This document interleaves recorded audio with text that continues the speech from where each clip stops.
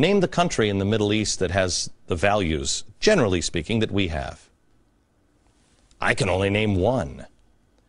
Why are we standing with all those who are against Israel? They've tolerated more provocations than probably any other country in history. And despite having enough arsenal of nukes to obliterate their enemies, believe me, they can take care of themselves. How many have they lobbed? Answer, 0. While everyone complains about all the evils that Israel has done to the Arabs and then picks apart each tiny imperfection with their democracy, by the way, a republic is ugly. Tens of millions of Arabs, tens of millions, have suffered atrocities at the hands of their own countries. Gays are still tortured today and killed. Bloggers jailed without cause. Women humiliated, raped, and murdered. Dissidents killed. Protesters shot. Terrorists born. Suicide bombers given by their mothers. But Israel is the evil one? That's the obstacle to peace?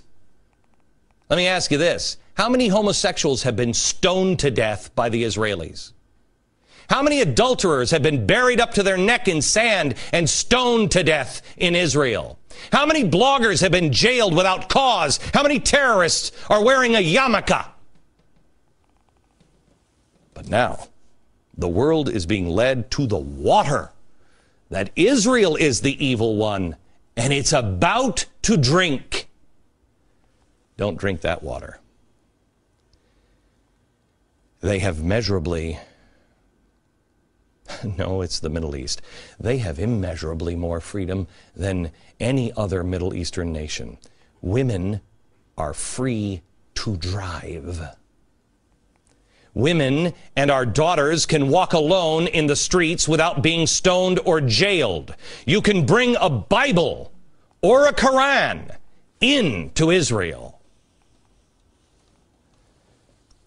When a woman can't walk down the street alone and be safe, and not because she's in a dangerous neighborhood, but because she walked alone without a man, how do you possibly stand with that country? How do you possibly stand with that? With a group of people that say, I'm going to kill you if you don't go to my faith. A country that treats women or people who are at all different like a dog. Treats a woman as a piece of furniture or a sexual toy that can be raped. And the courts will allow it.